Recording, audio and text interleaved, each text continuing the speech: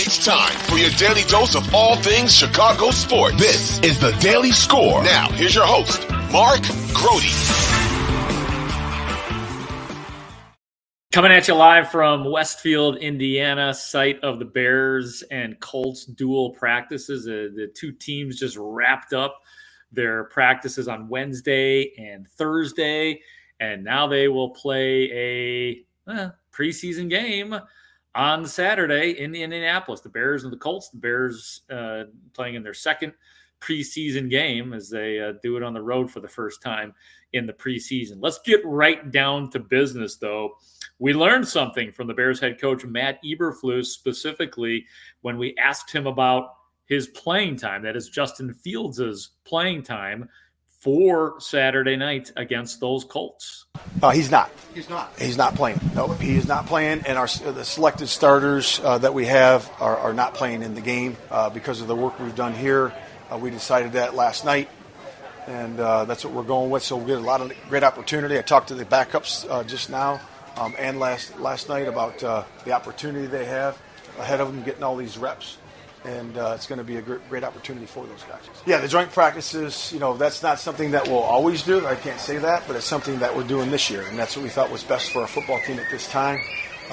And then we will discuss the third game going forward. We got a bunch of good practices next week against each other heading into that Buffalo week, and we'll decide at the latter part of that week what's going to happen. Yeah, so Justin Fields not going to play in the second preseason game. That became sort of obvious here yesterday with him getting all these reps and going up against a different team in the Indianapolis Colts, that he would get the night off. And as Flus said, a lot of the starters, so that is certainly not anything to be alarmed about. I personally hope that Justin Fields gets a decent amount of playing time in the third preseason game. He did last year. He got a decent amount in that third game. We'll see how they handle it. Not clear at this point how Matt Eberflus wants to handle Justin Fields for the third preseason game, but I think he needs it. One of the things that Eberflus was discussing as a whole in regards to the offense is that the individual drills look good. 7-on-7 looks sharp again for Justin Fields. I think he was 8 for 8 in the Thursday night practice and 7-on-7, and individual drills look good as well. A little shaky, though, in team drills and 11-on-11, and that was something that Matt Eberflus talked about, how the team needs to get better in actual team drills, which ultimately, obviously, is the most important thing. So Flus was pretty adamant about that tonight in terms of not just Justin Fields in the offense, but the defense as well. Speaking of which, another defensive starter missed practice last night. This time, Eddie Jackson missed practice. I mean, you've already got guys like Tremaine Edmonds and Jaquan Brisker out, and now Eddie Jackson misses the practice. Now, Matt Eberflus did tell us about that it is not a long-term injury, so we are to assume that it is day-to-day. And so far, all of these injuries have been deemed non-serious ones until we find out something different. But hopefully that simply won't be the case. One guy who has returned to the Bears defense in a light way over the last 2 days, but it's good to see that number 95 out there. That is DeMarcus Walker of the 7 sacks last year for Tennessee. He has returned, and I had asked him about a certain edge rusher the Bears signed recently. What was your reaction when Yannick Ngakoue signed? Oh, man, I was happy. I mean, I know you guys was pushing for it for a long time, you know what I'm saying? I see y'all, I mean, Jan is definitely somebody who I'm eager to learn from. I mean, that's one thing about me. I never feel like there's something I cannot learn. If it's from the younger guys, I watch their tape too. Figure out what new moves, what's something that's evolving, because there's, every day is a new day. So I'm always willing to learn.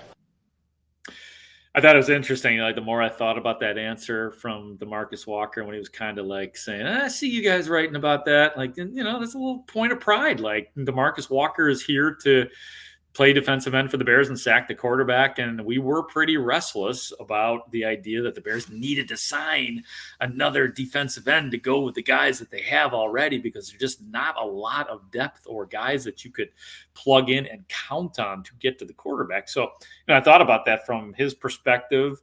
And, Shaquem Green as well. A couple of veterans that the Bears brought in this year to, play complement to defensive end. And, Yannick Ngakoue, he's the guy now. We'll see about, Dominique Robinson, and will Travis Gibson look as good as he did in that first preseason game, in this preseason game, which I assume he will play in.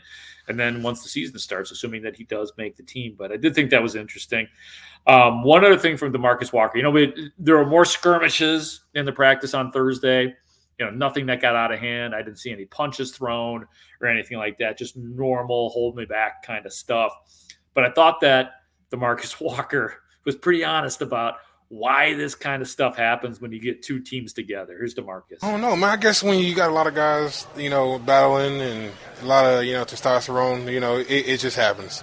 You know what I'm saying?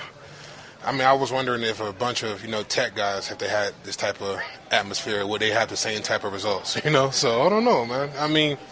There's a lot of testosterone going out, man, and, people's fighting and it's competitive. So, I love it.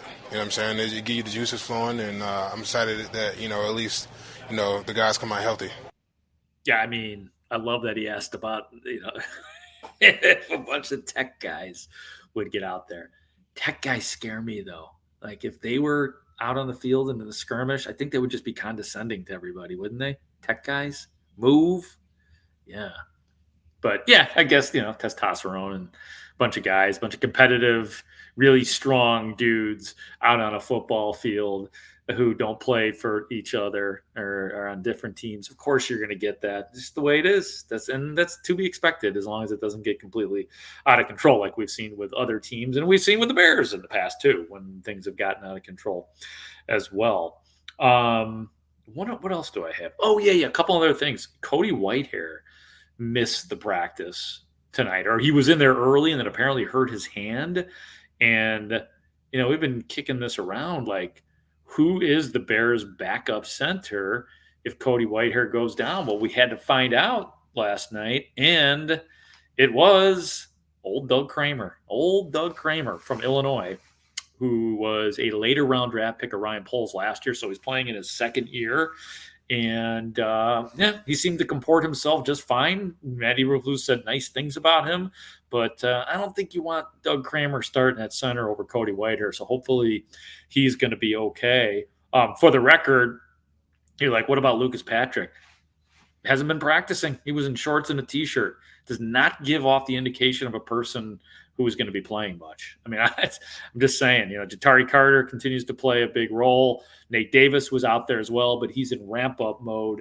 But, yeah, you really, really hope that Cody Whitehair can make his way back in, because there's been too many good vibes about the offensive line and how cohesive they are, and having had that offensive line set from the OTAs. But now you have a situation where Nate Davis has barely played, and you hope that Cody Whitehair's injury is not a big deal. For the record, Flus said at the time he did not know how serious the injury was. So hopefully we get an update on that in a couple of days.